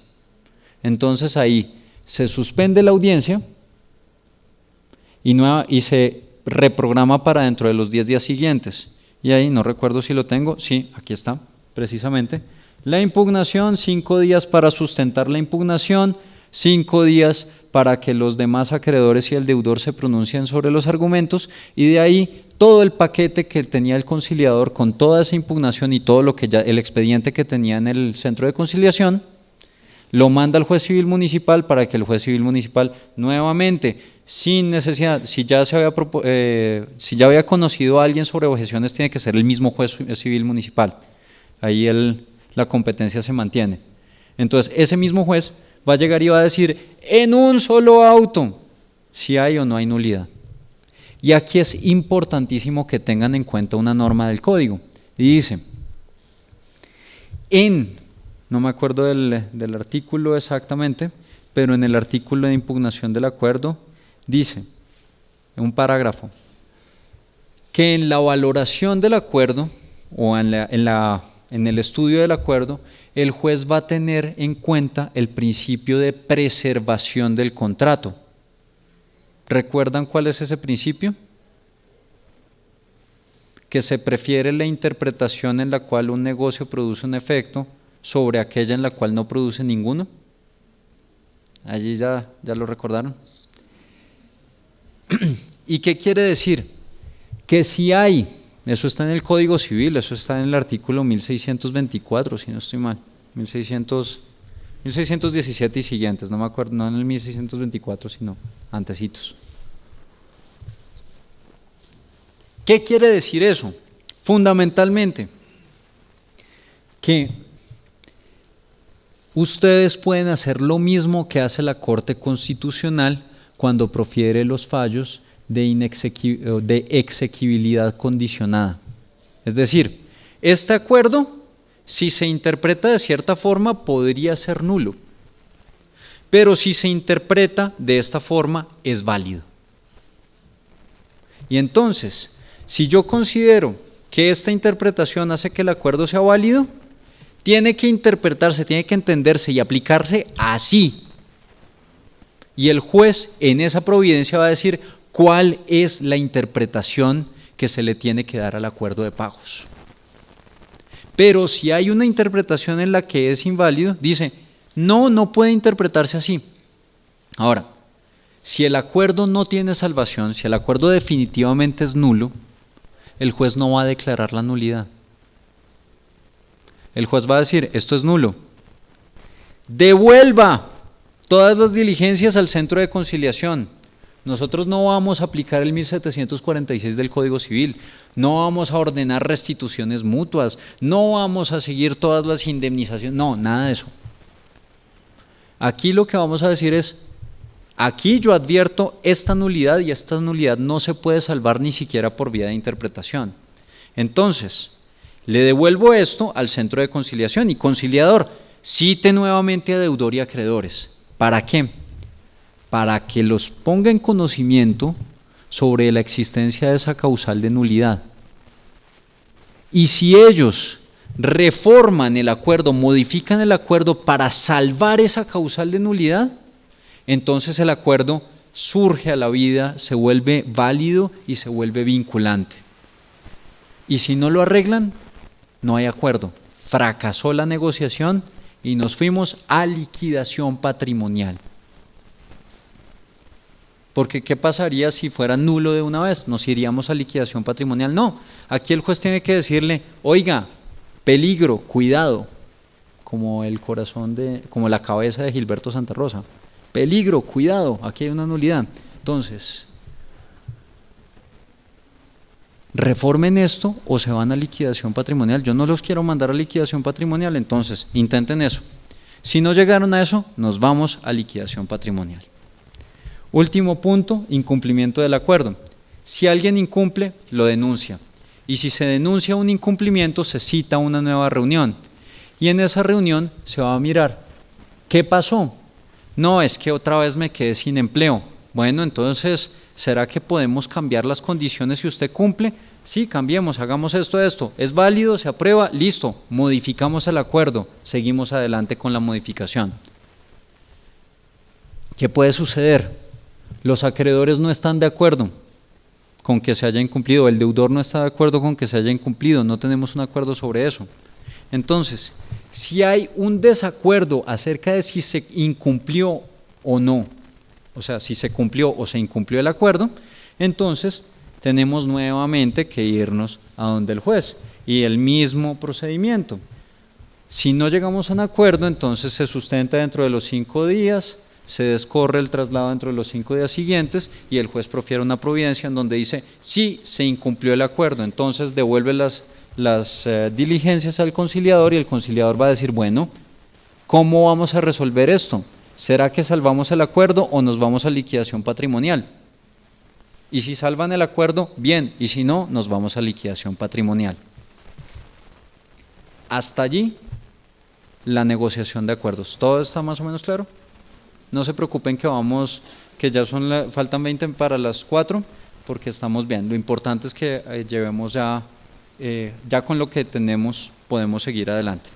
El segundo procedimiento es la convalidación del acuerdo privado. Y en este caso, ¿qué va a hacer el deudor? Se va a poner de acuerdo con los acreedores, no la mayoría de sus acreedores, sino los acreedores que representen la mayoría de sus créditos. Es decir, yo llego y digo, como deudor, si me presento a una negociación de acuerdos de pago, a una negociación de deudas, que diga, si me presento a una negociación de deudas, yo sé que yo podría negociar con fulano, sutano y mengano, pero con perencejo, no, pero lograría un acuerdo con estos 3. Hagamos una ponderación, puedo citarlos a todos. Lograr una negociación, sudarme la camiseta y lograr un acuerdo de pagos. Y finalmente sería aprobado.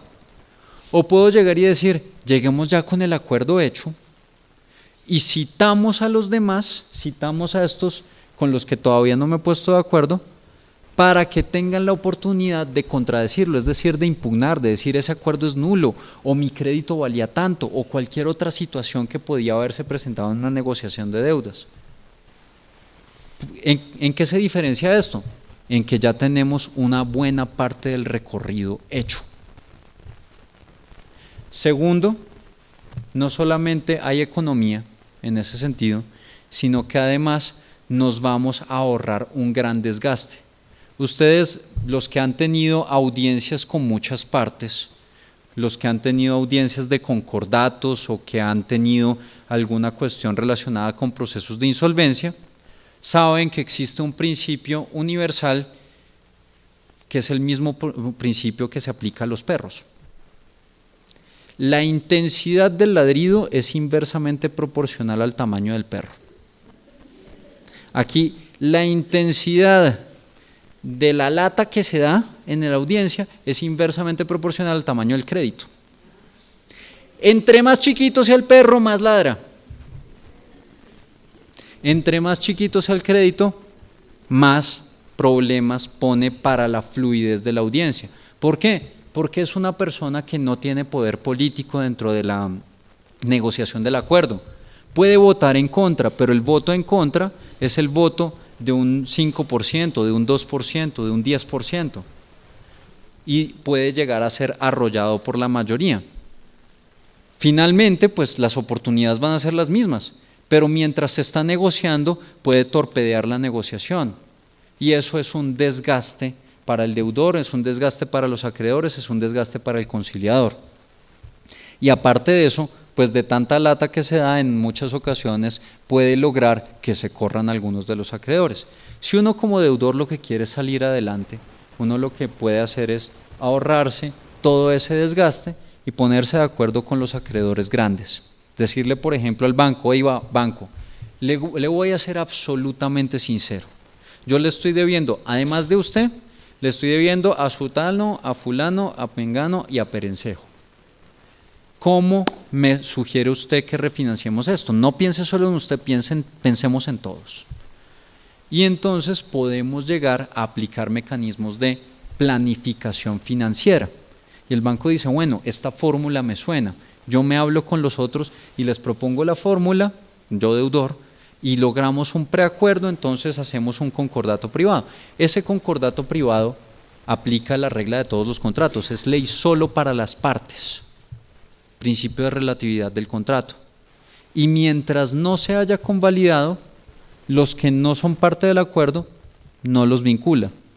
Pero entonces lo que hacemos es que cogemos ese acuerdo que no es oponible y lo vamos a hacer oponibles. Y presento como deudor una solicitud firmada por mí y por los otros acreedores, o con el acuerdo firmado por los otros acreedores. En lugar de tener una propuesta, ya tengo el acuerdo privado firmado, preaprobado. Y entonces ahí lo que se va a hacer es llamar a todos los acreedores a la audiencia y en lugar de la propuesta se les va a plantear el acuerdo. Y ahí los acreedores que no estuvieron en el acuerdo o que no votaron a favor del acuerdo pueden llegar y proponer sus objeciones a los documentos que están antes. Por ejemplo, aquí mi crédito en este acuerdo privado se está tomando como un crédito de quinta, mi crédito es de segunda. Sí, bueno, listo, hagamos la modificación y listo. O nos vamos a un trámite que sería el de objeciones o el de impugnación. ¿Es claro? Eso es todo el procedimiento. Y ustedes les tocarían esas objeciones o esa impugnación del acuerdo. Un tema que se me había olvidado: todo el trámite conciliatorio dura 60 días, máximo 90 días.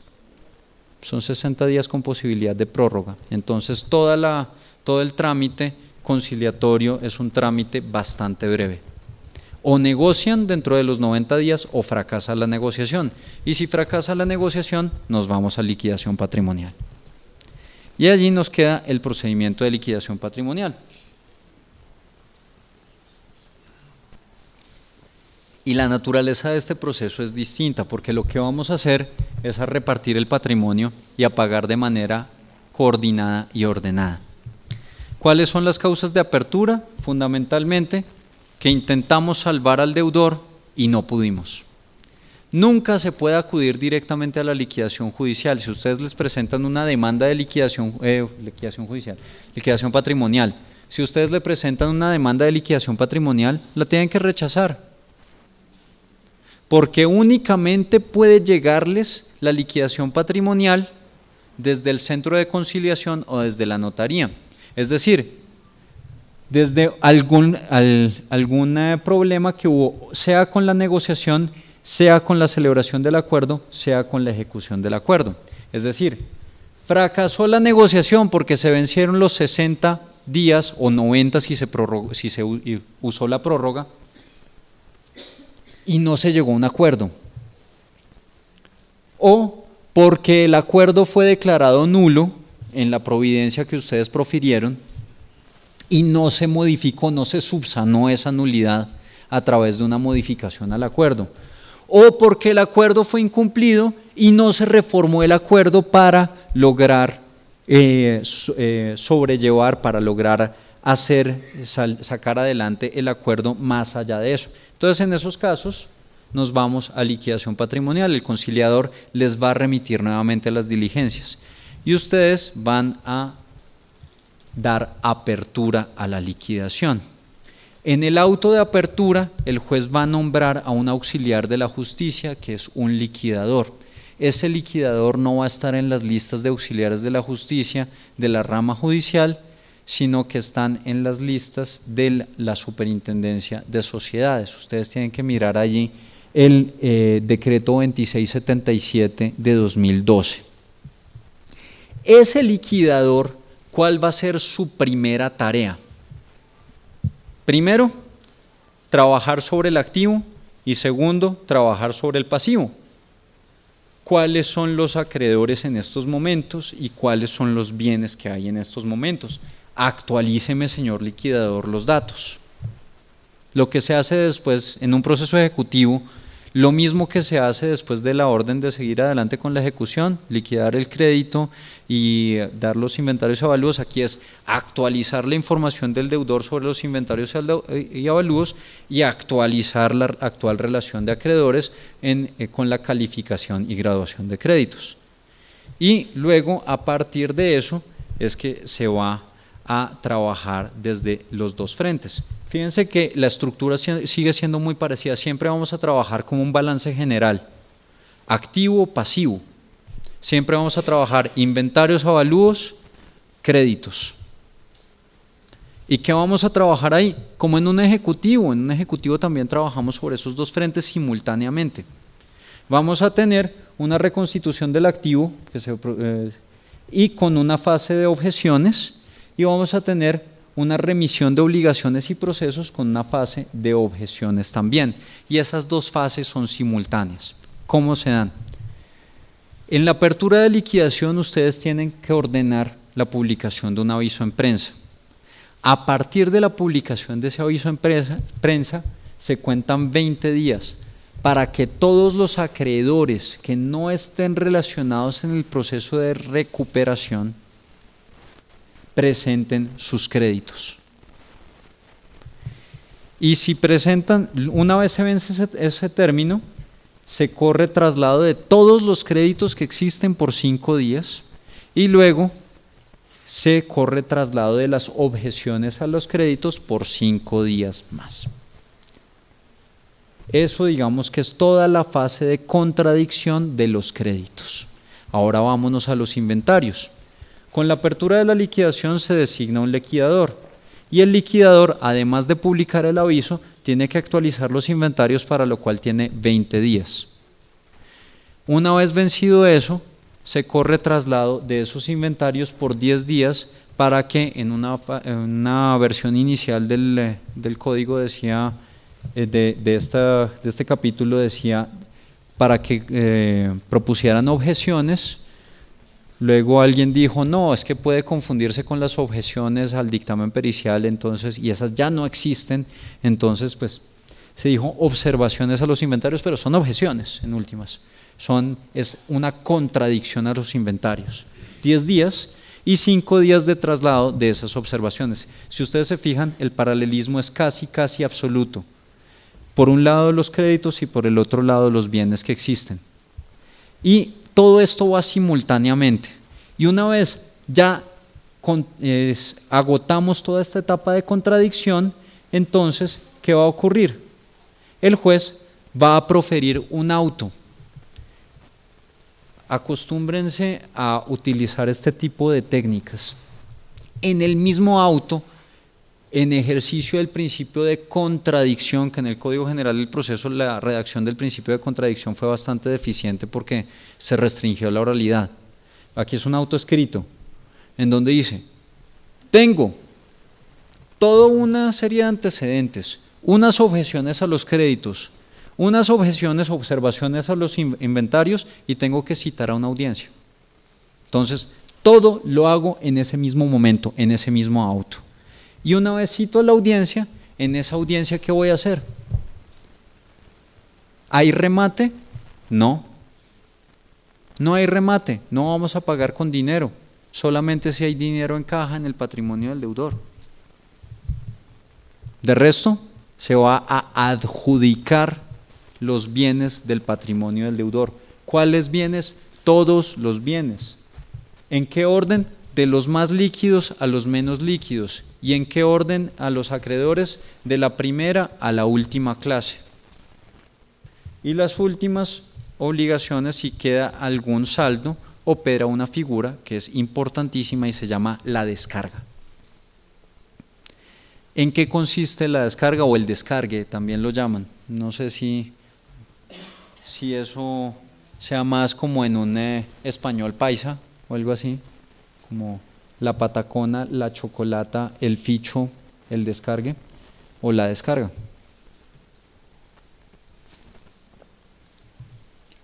Fundamentalmente, ¿qué vamos a tener nosotros? Pongamos que este sea nuestro balance y tenemos una serie de activos y una serie de pasivos. En los activos tenemos obviamente que excluir los bienes inembargables, los bienes propios del cónyuge y los bienes que están afectos a patrimonio de familia inembargable o afectación a vivienda familiar. Entonces todos esos los vamos a excluir del patrimonio. Aquí obviamente está magnificado el problema por un tema gráfico.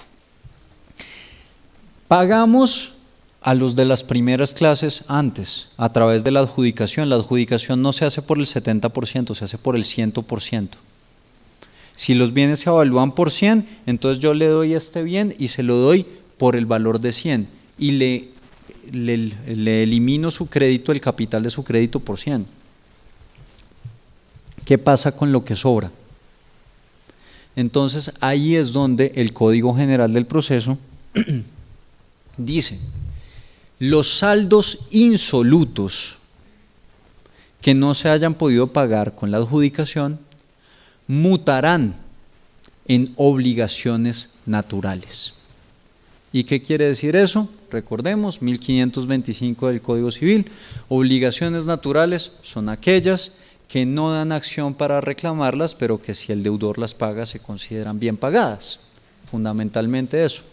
¿Y por qué acudir a una figura que para algunos es vetusta y anticuada y decimonónica como el Código Civil? Porque es una figura que va a premiar al deudor de buena fe. ¿En qué consiste la cuestión?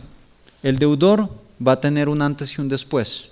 Es como si tuviera su patrimonio, se hiciera un corte, al momento de la liquidación llega uno y paga todo lo que se tiene al momento de la apertura de la liquidación, todas las obligaciones que existían se pagan con todo lo que había en el patrimonio del deudor a ese momento. Y a partir de ahí en adelante el deudor entra en ceros. Pero entonces, ¿qué puede suceder con eso y por qué les digo que es importante eso? Primero,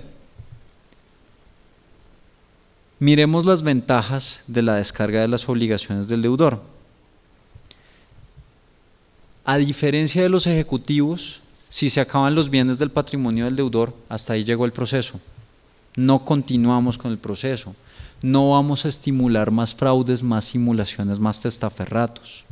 Vamos a aplicar lo mismo que sucede con las empresas. Una persona jurídica se liquida y hasta ahí llegó. Si no alcanzaron los bienes, no importa. Ese es el riesgo del crédito. Favorece el manejo contable de obligaciones de cobro difícil o imposible. Si ustedes incumplen, ¿qué hacen los acreedores? Castigan cartera. Y para castigar cartera tienen que hacer una figura contable que son provisiones para luego castigar esas provisiones. En cambio, aquí sencillamente se descarga y ya se elimina de la contabilidad de eso, y con eso, entre otras cuestiones, se cumple con el principio de realidad o de, ¿cómo es que se llama? El principio de realidad de la contabilidad, que la contabilidad debe reflejar la realidad de las empresas. Estimula la rehabilitación del deudor y su reingreso al mercado, entonces con eso vamos a tener más consumidores. Evita el represamiento de procesos judiciales inactivos, cuestión con la que lidiamos todos los días, y promueve el otorgamiento responsable de créditos. Lo del represamiento de procesos judiciales creo que todos lo hemos vivido, no vamos a tener más ejecutivos durmiendo en los anaqueles, y vimos cómo es el procedimiento. En realidad es un procedimiento bastante breve, no tenemos un remate. Además, por más que nosotros tengamos los términos del 121 del Código General del Proceso, esos términos nunca juegan para la fase de ejecución. Entonces ahí es cuando se nos puede perpetuar el proceso ejecutivo. En cambio, con esto tenemos un término muy razonable, que es lo que se demore todo ese trámite de contradicción y termine en una audiencia que es la audiencia de adjudicación. Y el otorgamiento responsable de créditos, ¿por qué? Porque ustedes seguramente como yo somos víctimas de las llamadas de otro call center con otra señorita paisa donde nos felicitan por el buen manejo de nuestros productos financieros y nos ofrecen, nos dicen que tenemos preaprobada un cupo en una tarjeta de crédito por 15 millones de pesos, por 50 millones de, no sé, que tenemos un crédito para libre inversión de yo no sé cuánto. Yo siempre les digo, no estoy interesado. ¿Por qué? Porque no estoy interesado. Entonces ahí la señorita paisa empieza a hablar como un paisa duro. Entonces, bueno, eso es un manejo irresponsable del crédito en muchas ocasiones, porque ese otorgamiento de créditos no está acompañado de una capacitación o de una sensibilización. Mucha gente le dan una tarjeta de crédito con un cupo de 10 millones y lo que piensa es que tiene 10 millones en la cuenta, cuando en realidad lo que tiene es menos 10 millones en la cuenta.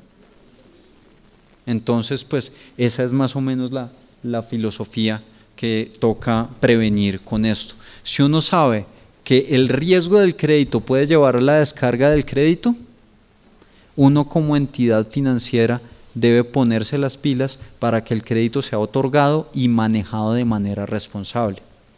Ahora, ¿por qué les decía que el tema de la descarga es importante que sean obligaciones naturales? Porque quien está reportado en Datacrédito, en CIFIN, en alguna de las bases de datos de que trata la ley 1266, la ley de habeas data, la caducidad de ese dato negativo opera a los 4 años de haberse pagado los créditos. Si yo estoy en mora, salgo de la mora, pasan 4 años y ahí sí caduca el dato negativo y tienen que eliminarlo de las bases de datos.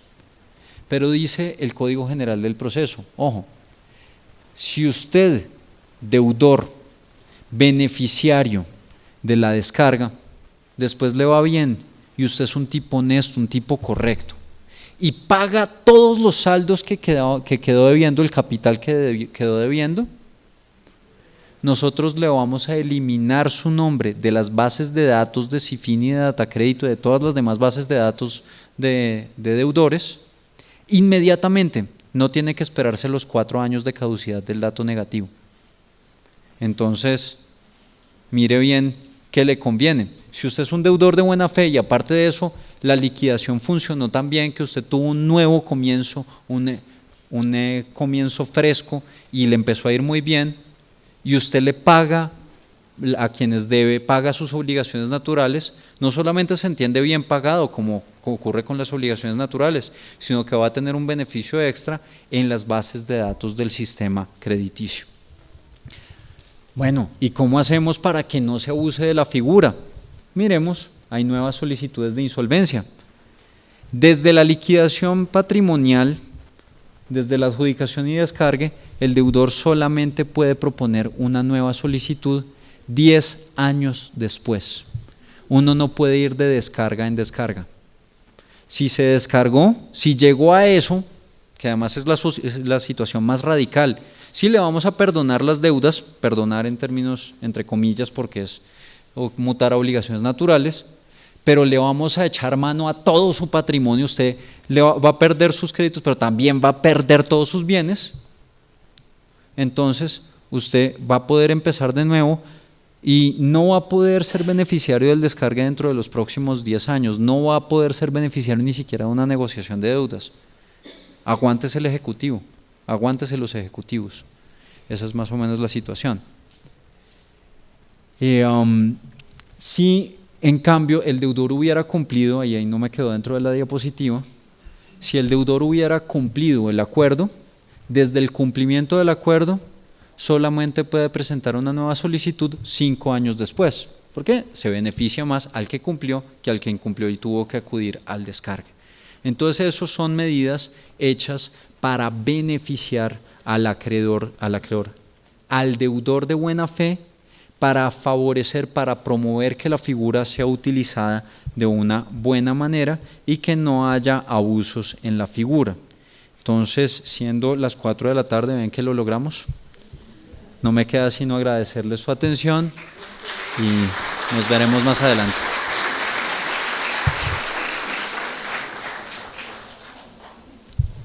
Muchas gracias al doctor Nicolás Pájaro y les agradecemos mucho a ustedes por su disciplina, por su asistencia, que estuvieron muy juiciosos hasta esta hora, a las personas que nos acompañaron por videoconferencia y por el streaming de la página de la rama. Muchas gracias. Les recomendamos la evaluación que se entregó hoy a la entrada para que por favor nos la devuelvan también allí en la mesa y quienes quieran una certificación sobre este curso de formación lo pueden solicitar directamente a la Escuela Judicial Rodrigo Lara Bonilla en la página o con un escrito en el correo electrónico donde ustedes ratificaron pues sus datos para ser partícipes de este curso de formación.